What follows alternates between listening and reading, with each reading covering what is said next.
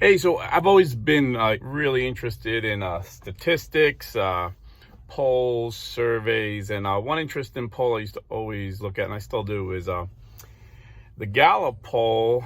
I remember from the whole 80s, from 1980 to throughout throughout the mid 90s. They asked journalists, media personnel on television and newspapers, their political affiliation. And it was always anywhere from 90 to 94% Democrat. But back then, you had ABC, CBS, NBC, CNN. So they didn't need to be as aggressive and it'd be like activists like they are to get their way. They did things more subtly. They, to make their point, they did it very subtly. Like, I'll give you a quick example. So if they were going to talk about racism, for example, and what the government should do about it, rather than going to, Stanford or Harvard professors like Dr. Thomas Sowell or Dr. Walter Williams, African-American scholars, they would go to guys like Al Sharpton and Jesse Jackson. Because Al Sharpton and Jesse Jackson had their same viewpoint. They were Democrats. Dr. Thomas Sowell, brilliant PhD. Dr. Walter Williams, another brilliant PhD, happened to be conservative Republicans. So that's how they would control the narrative back then. And very few of us realized that, unless you were really in tune with politics and you knew the game they were playing. Most people just took it for granted. Oh, this is what the African community needs, and this is what the African American community wants, and they never heard the other side. They just heard the Democrat talking points. And then I really seen it accelerated under, when President Obama was running, how they just buried stories. They buried stories, He started his political campaign in his friend's living room. Who's his friend? Bill Ayers. Who's Bill Ayers? Bill Ayers was convicted of 3 terrorist bombings. He bombed the Capitol, he bombed the Pentagon, and he bombed the police station. And 2 cops died when they bombed the police station. He was convicted of this. It was overturned on a loophole because his rich daddy had a very good lawyer, and they convinced the judge that it was illegal wiretapping. So they had these guys talking about it. And what did they find?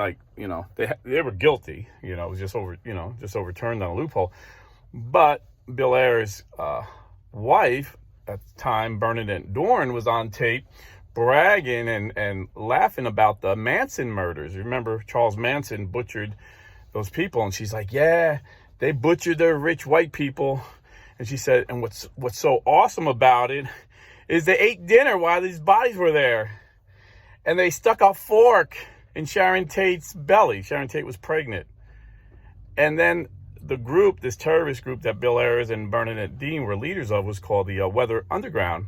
So after that, their gang sign was the fork. And they would laugh about it.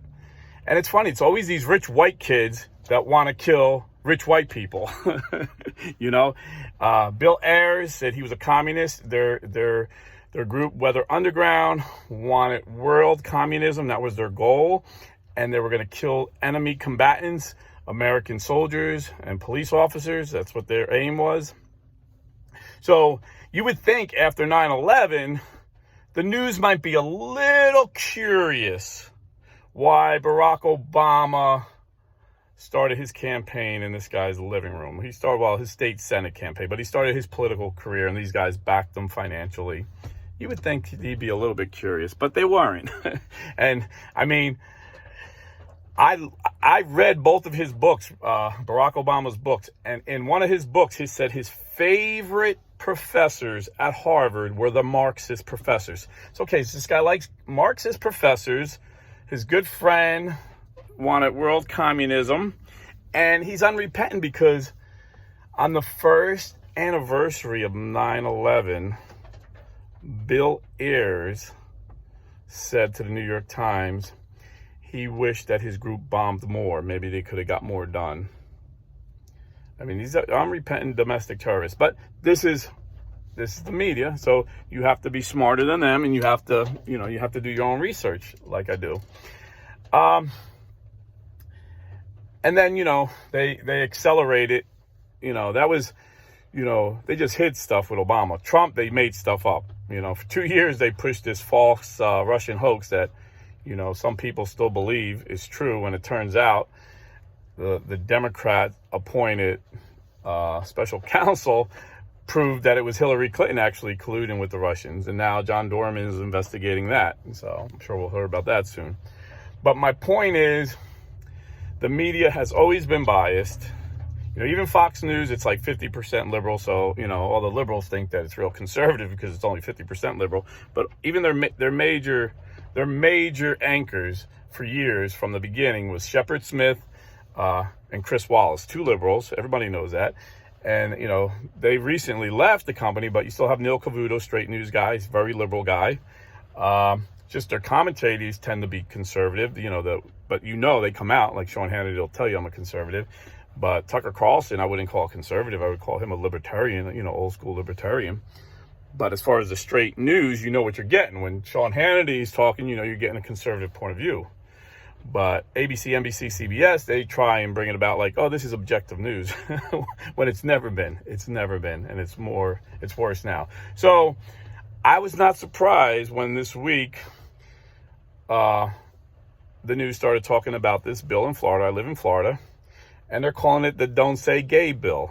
So the Democrats make a narrative, Don't Say Gay bill, and then the media repeats the talking points. Instead of actually reading the bill, finding out what it says, they just repeat the talking points, and then Democrats make this ridiculous video down here in Florida. All these state Democrats and activists are like, oh, don't say gay. Oh, did I say gay? And then all these gay people are kissing their gay lovers and saying, oh, I said gay, like they're being rebellious. But, thank God for our governor, Ron DeSantis. He don't back down. He doesn't back down from the media. He calls them out when they're lying. And they asked him about the Don't Say Gay bill. And he's like, does the bill say that? Have you read the bill? Oh, well, this is what the critics say. He said, well, why are you repeating the critics' narrative? Why are you creating a narrative? Why don't you read the bill? The bill doesn't even mention the word gay. He says, well, the bill says that teachers can't talk to the students about gender identity. And he goes, what students? And, the reporter obviously didn't read the bill, didn't know what to say. And so Ron DeSantis says, kindergarten through third grade. So 5, 6, and 7-year-olds, we do not want teachers talking about transgenderism. I think every parent would agree with that. Unless you're a pedophile, why would you want to talk about that to a 5, 6, or 7-year-old? They're not emotionally ready for that. So he put them in his place. So the Don't Say Gay bill does not exist. It only exists in the Democrat media world. There's no such thing as the Don't Say Gay bill in Florida. It's just a common sense bill that parents want. We don't want teachers grooming our kids. Because you see, there's been school districts where they brought in drag queens to talk about transgenderism to kindergartners. Kindergartners don't need to hear that. They need to be learning how to read and write. That's what they need, If you want to teach that in your home, you teach that, But that's not for my tax dollars to pay for. And where does this go? You see where it goes. You see where it goes. There's a case right now. This guy's fighting in court. His kid's like 7 years old, and he's got a video of him when he was 5. The kid's saying, I'm a girl, and he's a boy. And it was a dad who, his mom left him, and they're divorced. And he gets the kid in the weekend. The kid's saying he's a girl. And he's got him on video. Why do you say you're a girl? Who told you you're a girl? Oh, mommy told me I'm a girl. So he's like, no, you're a boy. And he dressed him up as a boy, and he treats him like a boy when he's with him. And the mom got so mad. She went to the doctor, and she wants to put this kid on testosterone blockers, all these hormone blockers. And is planning on transitioning the kid, castrating his penis. This is her plan, And so the man brought it to court, and he lost. And now it's on appeal, and it's on hold right now. But the governor of Texas sees this. He's like, this is insane. So he makes a bill that you can't castrate little boys. You cannot if you transition a little kid before he reaches 18, that's considered child abuse. So what are the Democrats? They're like, oh, this is anti-gay, this is anti-transgender. Joe Biden says, I'm going to have my attorney general punish them. We're going to hold back funds from their public schools. We're going to hurt them for that. And the media runs with this narrative like Abbott is some radical when they're the radicals. And you've seen how radical Joe Biden was when first he hired his, we're in the middle of a pandemic and he was going to cure this pandemic. So who's he put in the head of HHS? A lawyer. A lawyer with no medical experience is the head of Health and Human Services now. But he put this lawyer because this lawyer has fought for children to be castrated. He's defended parents. And he's helped Joe Biden's foundation where they donate to parents who castrate their kids as young as 8 years old. They call it transitioning, but they're castrating their kid.